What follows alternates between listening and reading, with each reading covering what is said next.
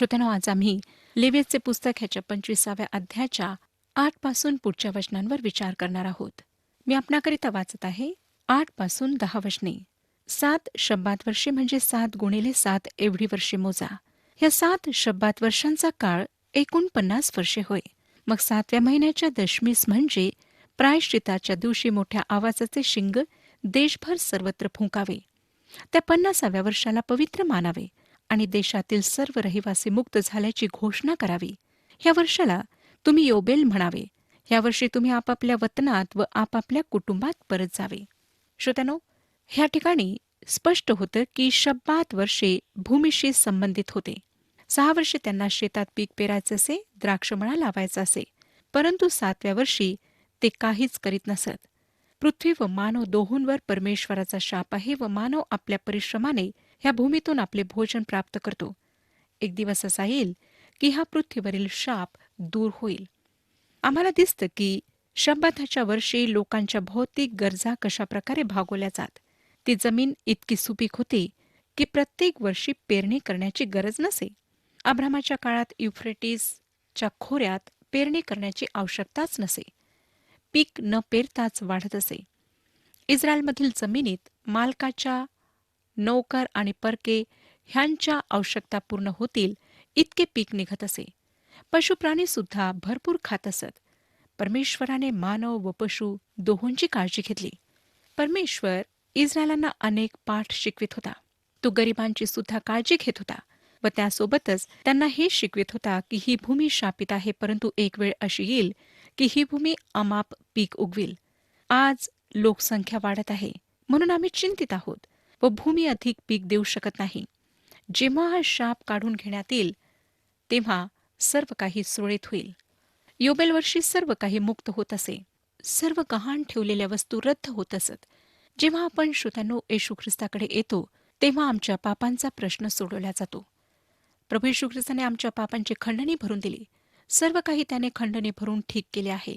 तो आम्हाला मुक्त करतो. रोमकरास पत्र 6 अध्याय 22 वचन सांगते, परंतु आता तुम्हाला पापापासून मुक्त केल्यावर तुम्ही देवाचे गुलाम झाल्यामुळे ज्याचा परिणाम पवित्रीकरण असे फळ तुम्हाला मिळत आहे, त्याचा शेवट तर सार्वकालिक जीवन आहे.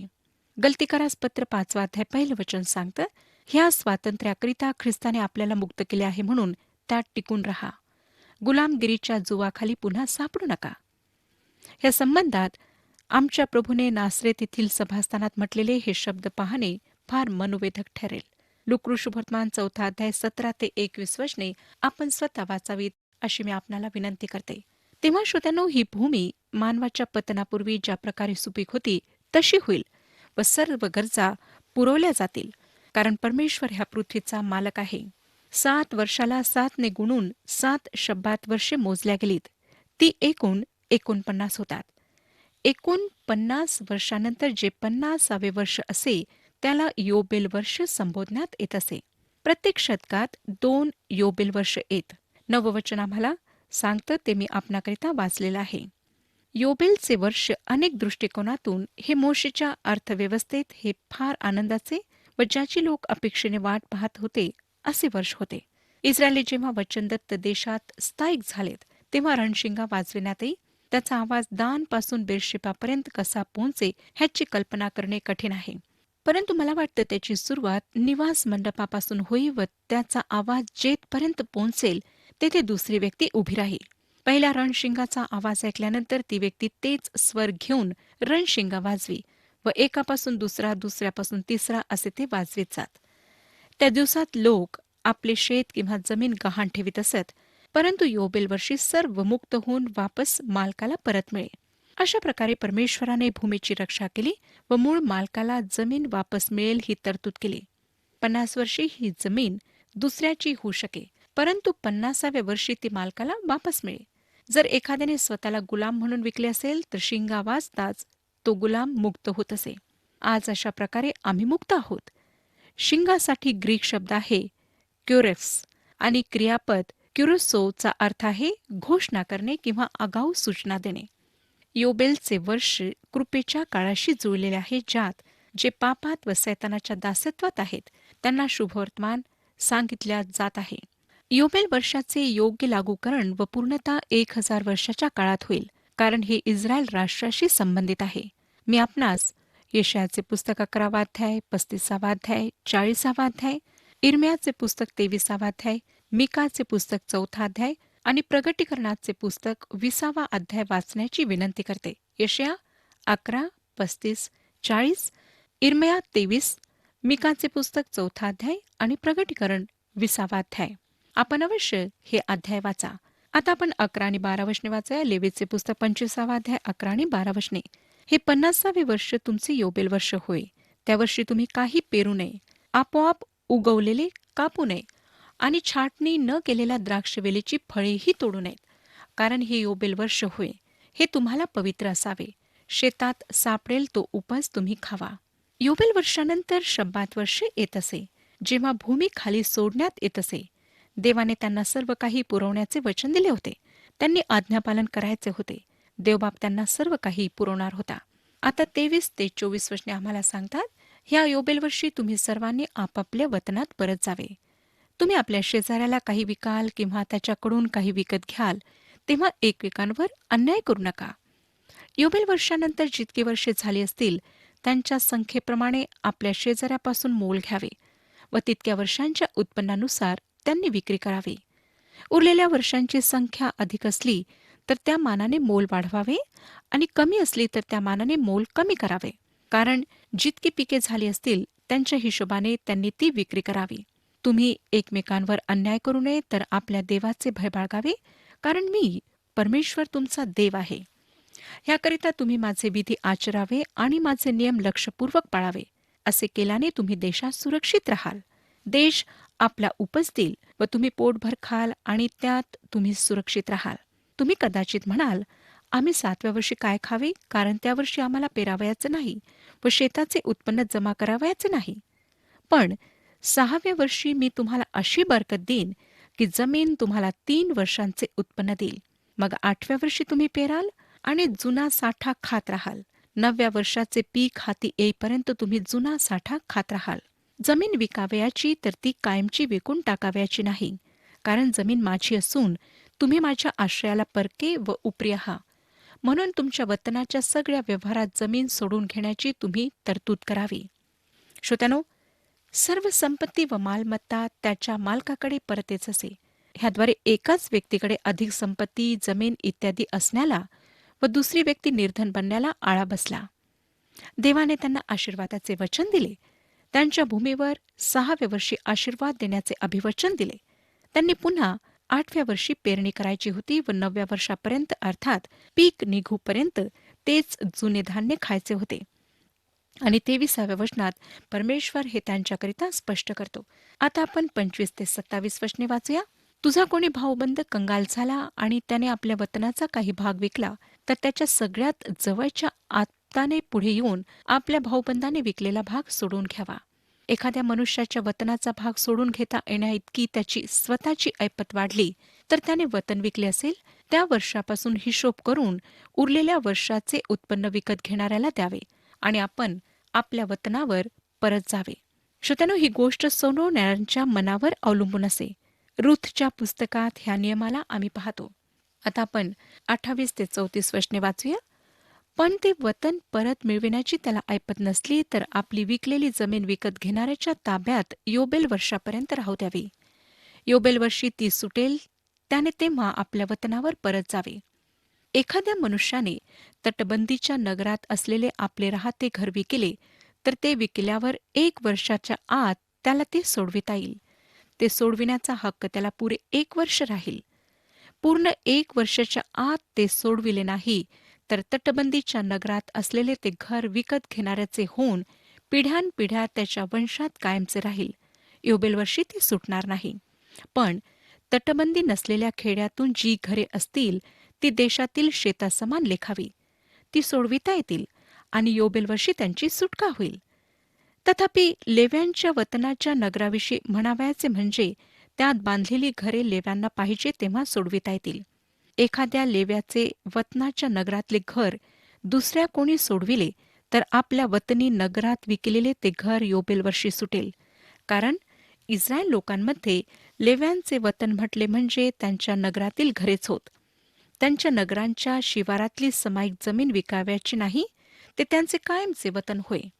श्रोत्यानो, ह्या ठिकाणी आम्हाला लेव्यांकरिता वेगळे नियम दिसतात. 35 पासून 37 वचने सांगतात, तुझा एखादा भाऊबंद कंगाल झाला आणि त्याच्याने काम होत नाही असे तुला दिसले, तर तू त्याला आधार द्यावा. परक्याप्रमाणे अथवा उपऱ्याप्रमाणे त्याने तुझ्याजवळ राहावे. त्याच्यापासून व्याज अथवा वरताळा घेऊ नको. आपल्या देवाचे भय धरून आपल्यापाशी आपल्या भाऊबंदाला राहू दे. तू आपला पैसा त्याला व्याजाने देऊ नको किंवा आपले धान्य त्याला वाढीतिडीने देऊ नको. मी परमेश्वर तुमचा देव आहे. तुम्हाला कनान देश द्यावा व तुमचा देव व्हावे, ह्या हेतूने मी तुम्हाला मिस्र देशातून बाहेर आणले.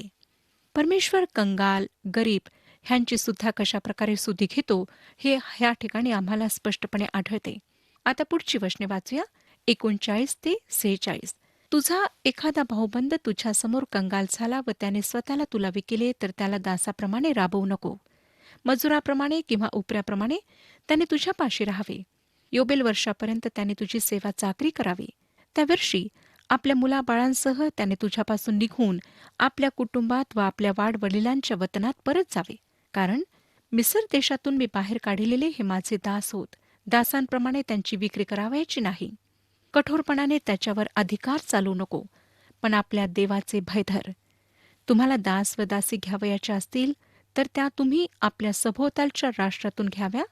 दास व दासी त्यांच्यातूनच खरेदी कराव्या. ह्याशिवाय तुमच्यामध्ये उपरी म्हणून राहणारे परदेशीय लोक आणि त्यांच्या पोटी तुमच्या देशात जन्मलेली त्यांची संतती, ह्यांच्यातून तुम्ही दास व दासी ही खरेदी करावी आणि ती तुमची मालमत्ता व्हावी. त्यांचा ताबा तुम्ही आपल्या मागे आपल्या मुलांना द्यावा व ती त्यांच्या वतनाचा भाग ठरतील. त्या लोकातून तुम्ही कायमचे दास करून घ्यावेत. पण तुमच्या इस्रायल भाऊबंदांनी एकमेकांवर आपला अधिकार कठोरपणाने चालू नये. श्रोत्यानो, ज्यांची बुद्धी मंद आहे अशांना गुलाम होण्यापासून वाचवणे हा परमेश्वराचा उद्देश होता. त्याला नोकर म्हणून कामावर घ्यावे, गुलाम म्हणून नाही. फक्त परदेशीय लोकच गुलाम म्हणून ठेवण्याकरिता परमेश्वराने परवानगी दिली होती. आता 47 ते 55 वचने बघा. तुझा एखादा परदेशीय अथवा उपरी शेजारी धनवान झाला व त्याच्यापाशी असलेला तुझा एखादा बंधू कंगाल होऊन त्याने स्वतःच त्या परदेशियाला अथवा त्या उपऱ्याला किंवा त्याच्या वंशातील एखाद्याला विकिले असेल, तर त्याची विक्री झाल्यावरही त्याला सोडून घेता येईल.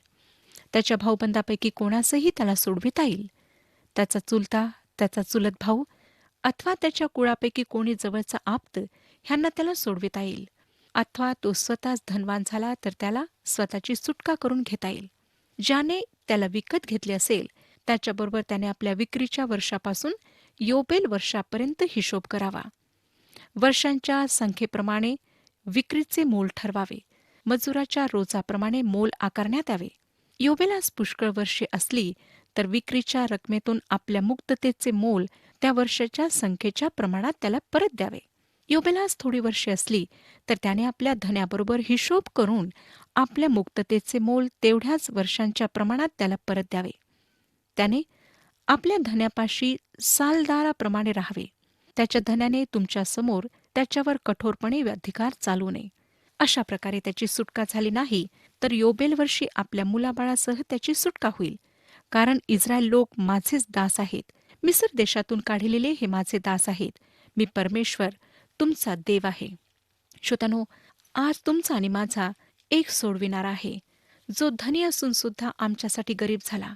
हा सोडविणाऱ्याचा नियम येशू ख्रिस्ताला लागू होतो. आता आपण 26व्या अध्यायाकडे वळत आहोत.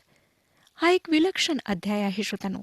हा एक भविष्यसूचक इतिहास आहे, जो वतनदत्त देशात इस्रायलांचा वर्तमान काळ व त्यांची भविष्यातली स्थिती, जेव्हा ते तो देश पुन्हा घेतील, तेथे राहतील, त्याविषयी सांगते. लेवीच्या पुस्तकातील उरलेल्या भागाशी ह्या भागाचा फार विशिष्ट संबंध आहे. येथे काही महान आत्मिक पाठ किंवा चित्र नाही, परंतु हा इस्रायल राष्ट्राला त्यांच्या भविष्यासंबंधाने देवाकडून सरळ असा संदेश आहे. हा घडण्याआधी लिहिलेला इतिहास आहे व ज्या आधारावर इस्रायलांनी कनानमध्ये प्रवेश केला व ते तेथे राहिले त्याविषयी प्रगट करण्यात आले आहे. हा अध्याय जर हा शब्द असणारा अध्याय आहे. जर हा शब्द 9 वेळा येतो आणि त्याचा संबंध ज्या अटींवर इस्रायलांनी तो देश घेतला त्याच्याशी आहे. मी करीन हे शब्द 24 वेळा आलेले आहेत. परमेश्वर जरला त्यांचे जे प्रत्युत्तर राहील त्याप्रमाणे कार्य करणार होता. परमेश्वराने त्यांना तो देश दिला, परंतु त्या देशाला ताब्यात घेण्याची निश्चितता जर ला त्यांनी दिलेल्या उत्तरावर अवलंबून होती. त्या देशात त्यांच्यावर येणाऱ्या आशीर्वादांसाठी त्यांचे आज्ञापालन आवश्यक होते. हा अध्याय त्यांच्या इतिहासाचे कॅलेंडरच नाही, परंतु त्यांच्या आशीर्वादाचे मापन करणार आहे. त्यांचे त्या देशातील अस्तित्व, पाऊस, पीक हे सर्व देवाच्या कृपेला दाखविते. त्या देशातून त्यांचे निघणे, त्यांचा विनाश हा त्यांच्या आज्ञा उल्लंघनामुळे त्यांच्यावर ओढवलेला परमेश्वराचा न्याय दर्शवितो. श्रोतांनो, तुम्हाला आणि मला ख्रिस्त येशूमध्ये सर्व स्वर्गीय आशीर्वाद प्राप्त झालेले आहेत. तरीसुद्धा त्या आशीर्वादांसोबत काही जर जुळलेले आहेत. परमेश्वर आमच्यावर प्रेम करतो व त्याच्या आशीर्वादांचा वर्षाव आमच्यावर करू इच्छितो. परंतु जर आम्ही बेपर्वाई दर्शवू, पापांचे आवरण घेऊ, देवाच्या इच्छेबाहेर पाऊल टाकण्याची वृत्ती ठेवू, तर आम्हाला त्याचे आशीर्वाद प्राप्त होणार नाहीत. जेव्हा आम्ही असे करतो तेव्हा त्याच्या प्रेमाचा सूर्यप्रकाश आमच्यापर्यंत पोहोचणार नाही. म्हणून त्याच्या आत्मिक आशीर्वादांचा अनुभव घेण्याकरिता आम्हाला आमच्या जीवनातून सर्व गोष्टी दूर करायला हव्यात. 1 आणि 2 वचनांमध्ये देशाविषयीच्या आज्ञापत्राची प्रस्तावना आम्हाला वाचायला मिळते. नंतर 3 ते 13 वचनांमध्ये आशीर्वादाचे अभिवचन, नंतर 14 ते 39 वचनांमध्ये न्यायाची घोषणा आणि 40 ते 46 वचनांमध्ये वाडवडिलांना परमेश्वराने ज्या प्रतिज्ञा दिल्या होत्या त्यांच्या आधारावर भविष्यामध्ये त्यांना जे आशीर्वाद प्राप्त होणार होते ते सांगण्यात आलेले आहेत. आता आपण पहिली 2 वचने वाचूया. 26 अध्याय पहिली 2 वचने. तुम्ही आपणासाठी मूर्ती करू नयेत, त्याचप्रमाणे कोरीव मूर्ती अथवा स्तंभ उभारू नयेत, अथवा आकृती कोरिलेला पाषाण पूजण्यासाठी आपल्या देशात स्थापन करू नये. कारण मी परमेश्वर तुमचा देव आहे. तुम्ही माझे शब्दात पाळावे आणि माझ्या पवित्र स्थानाविषयी पूज्यबुद्धी बाळगावी. मी परमेश्वर आहे. श्रोतांनो, ही 2 वचने 10 आज्ञांच्या पहिल्या भागाला एकत्र करतात. मानवाचे देवाशी नाते. त्या देशात स्थायी निवास करण्यासाठी इस्रायलांकरिता ह्या फार आवश्यक होत्या. जर त्यांना तो देश घ्यायचा होता तर त्यांनी ह्या सर्व गोष्टी पाळायलाच हव्या होत्या. हा देश त्यांना देण्यात आला होता, परंतु त्याचा उपभोग, त्याचा आनंद हा देवाप्रती त्यांच्या आज्ञा पालनावर अवलंबून होता. पहिली गोष्ट, त्यांना मूर्ती बनवायची नव्हती. मूर्तीसाठी इब्री भाषेमध्ये शब्द आहे एलिलिम, म्हणजे काहीच नाही. ह्याचाच अर्थ त्यांनी काहीच बनवू नये. काहीच न बनवणे फार कठीण आहे. तरी सुद्धा अनेक त्यांच्या व देवाच्या संबंधात काहीच बनवत नाहीत. जे काही देवाची जागा घेते ते काहीच नसते. श्रोत्यांनो, लोकांनी प्रतिमेची किंवा प्रतिमेसमोर उपासना करू नये अशी देवाची आज्ञा होती. लेवीचे पुस्तक 19 अध्याय 30 वचनामध्ये जे काही सांगितले आहे त्याचीच पुन्हा ही उजळणी आहे. दुसरी गोष्ट, त्यांनी शब्दात पाळावे. तिसरी गोष्ट, पवित्र स्थानाविषयी पूज्य बुद्धी बाळगावी. शब्दात, पवित्र स्थान आणि उपासना ह्या सर्व गोष्टी एकाच भागात येतात. ह्या सर्व गोष्टींचे पालन करण्याकरिता आधार म्हणजे यहोवा परमेश्वराचा स्वभाव. तो म्हणतो, मी परमेश्वर आहे. 3 ते 6 वचने बघा. तुम्ही माझ्या विधींप्रमाणे चालाल आणि माझ्या आज्ञा पाळून त्याप्रमाणे वागाल, तर योग्य काळी तुमच्याकरिता मी पाऊस पाडीन. जमीन आपला उपज देईल व मळ्यातील झाडे आपापली फळे देतील. धान्याची मळणी तुम्ही द्राक्षाच्या हंगामापर्यंत करीत राहाल आणि द्राक्षांची तोडणी तुम्ही पेरणीच्या दिवसापर्यंत करीत राहाल. तुम्ही पोटभर अन्न खाल व देशात सुरक्षित राहाल. मी तुमच्या देशाला शांतता देईन व तुम्ही झोपलेले असाल तेव्हा तुम्हाला कोणाची भीती राहणार नाही. मी देशातून हिंस्त्र पशु नाहीसे करीन आणि तुमच्या देशावर तरवार चालवणार नाही. जर ते ह्या सर्व गोष्टी करतील तर परमेश्वराने त्यांच्यासाठी काही करण्याचे अभिवचन दिले. देवाने आपली जी इच्छा त्यांना प्रगट केली तिच्या पालनावर त्यांचे त्या देशाला ताब्यात घेणे होते. परमेश्वराने त्यांच्या स्वच्छंद इच्छेला ओळखले होते. जर तुम्ही माझ्या आज्ञा पाळाल तर मी तुम्हाला आशीर्वाद देईन असे परमेश्वराने त्यांना सांगितले. श्रोत्यांनो, असं दिसतं की त्यांच्या आज्ञा पालनाला परमेश्वराने जे प्रत्युत्तर दिले त्याचा प्रथम पुरावा म्हणजे पाऊस होता. आम्हाला अनुवादाचे पुस्तक ह्या गोष्टींविषयी वाचायला मिळते. एहेजकेलचे पुस्तक 34 अध्याय 26 आणि 27 वचने सांगतात. एहेजकेलचे पुस्तक 34 अध्याय 26 आणि 27 वचने. मी त्यास व माझ्या डोंगरा भोवतालच्या स्थळास मंगलदायक करीन. पाऊस योग्य ऋतूत पडेल असेही मी करीन. मंगलदायक वृष्टी होईल. मळ्यातील झाडे फलद्रूप होतील. भूमी आपला उपज देईल व ते आपल्या देशात निर्भयपणे वसतील. मी त्याचवरील जोखडाची बंधने तोडून ज्यांनी त्याचकडून दास्य करून घेतले त्यांच्या हातून त्यास सोडवीन. तेव्हा त्यास समजेल की मी परमेश्वर आहे. श्रोत्यानो, इस्रायलमध्ये ह्याची पूर्ती केव्हा होईल ह्याकडे संदेष्टे दृष्टी लावून होते. तो दिवस अजून यायचा आहे. योएलचे पुस्तक 2 अध्याय 23 आणि 24 वचने सांगतात. योएलचे पुस्तक 2 अध्याय 23 आणि 24 वचने. सियोन पुत्र हो, परमेश्वर तुमचा देव याच्या ठाई उल्हास करा, हर्ष करा, कारण तुम्हास हितकर होईल इतका आगोटीचा पाऊस तो देतो. तो पहिली पर्जन्यवृष्टी म्हणजे आगोटीचा व वळवाचा पाऊस पाडितो. मग खळी गव्हाने भरून जातील, कुंडे नव्या द्राक्षरसाने व तेलाने उपळून जातील. श्रोत्यानो, परमेश्वराने आशीर्वाद, पाऊस, शांती, समृद्धी सर्व अभिवचने दिलेत. परंतु त्यामागे जर ते त्याने आज्ञा पिलेल्या गोष्टी करतील तर. 7 आणि 8 वचन बघा. तुम्ही आपल्या शत्रूंचा पाठलाग कराल आणि ते तुमच्यापुढे तरवारीने पडतील. तुमच्यातले 5 जण 100 व 100 जण 10,000 पळून लावितील आणि तुमचे शत्रू तुमच्यापुढे तरवारीने पडतील.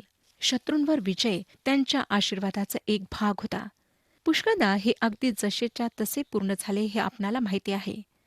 जेव्हा हे लोक परमेश्वराकडे परततील तेव्हा त्यांच्यामधून परमेश्वर शमुएल, दावीद, दबोरा, गिदोन, एलिया अशा लोकांना काढणार होता. हे सर्व त्यांच्यातून निघाले कारण परमेश्वर त्याच्या अभिवचनांना त्यांच्याकरिता पूर्ण करीत होता. योशुवाचे पुस्तक 23 अध्याय आणि 10 वचन सांगतं, तुमच्यातला एक जण हजारांना पळून लावील, कारण तुमचा देव परमेश्वर ह्याने तुम्हाला सांगितल्याप्रमाणे तो स्वतः तुमच्यासाठी लढणार आहे. आता आपण 9 आणि 10 वचने वाचूया. मी तुमच्यावर कृपादृष्टी करून तुम्हाला फलद्रूप व बहुगुणित करीन व तुमच्याशी केलेला माझा करार दृढ करीन. तुम्ही बरेच दिवस साठवून ठेवलेले धान्य खाल व नवीन धान्य आल्यामुळे जुने बाहेर काढाल. इस्रायलांची वाढती लोकसंख्या आशीर्वादाचा एक भाग होता. आज वाढती लोकसंख्या आशीर्वाद मानण्यात येत नाही. लोकसंख्येमुळे अन्नाची टंचाई जाणवणार नाही, कारण अन्न सुद्धा इतके भरपूर असणार आहे की त्यांना नवे साठविण्याकरिता जुन्याला बाहेर काढावे लागणार होते. 11 वचन बघा. मी तुमच्यामध्ये माझी वस्ती करीन आणि माझा जीव तुमचा तिरस्कार करणार नाही. श्रोत्यानो, आपण मला हे नका सांगू की परमेश्वर पापाचा तिटकारा करीत नाही. अर्थातच तो करतो. तो तुमच्या किंवा माझ्या जीवनात पापाशी मुळीच समझोता करणार नाही. त्यांच्यामध्ये निवास मंडप आशीर्वादाचे चिन्ह होता. ही एक भविष्यातली अनंतकालीन आशा आहे जी संपूर्ण पृथ्वीसाठी पूर्ण होणार आहे. 12 आणि 13 वचने बघा. मी तुमच्यामध्ये वावरेन, मी तुमचा देव होईन व तुम्ही माझी प्रजा व्हाल. मी परमेश्वर तुमचा देव आहे.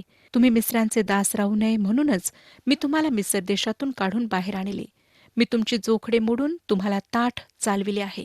श्रोत्यानो, जे परमेश्वराच्या आज्ञा पाळतात त्यांच्यासोबत सहभागिता करण्याचे आश्वासन परमेश्वर देतो. आज सुद्धा तो आम्हाला हे सांगतो. योहानाचे पहिले पत्र 1 अध्याय 7 वचनात तो म्हणतो, पण जसा तो प्रकाशात आहे तसे जर आपण प्रकाशात चालत असलो तर आपली एकमेकांबरोबर सहभागिता आहे आणि त्याचा पुत्र येशू ह्याचे रक्त आपल्याला सर्व पापांपासून शुद्ध करते. श्रोत्यानो, परमेश्वर आमच्यासोबत सहभागिता करू इच्छितो. काय आपण त्याच्यासोबत सहभागिता करू इच्छिता? जर आपली ही इच्छा आहे तर परमेश्वराला आपले जीवन प्रभू येशू ख्रिस्ताच्याद्वारे समर्पित करा. प्रभू येशू ख्रिस्ताजवळ या, त्याला आपला तारणारा म्हणून स्वीकारा. परमेश्वर आपणा सर्वांस आशीर्वाद देव.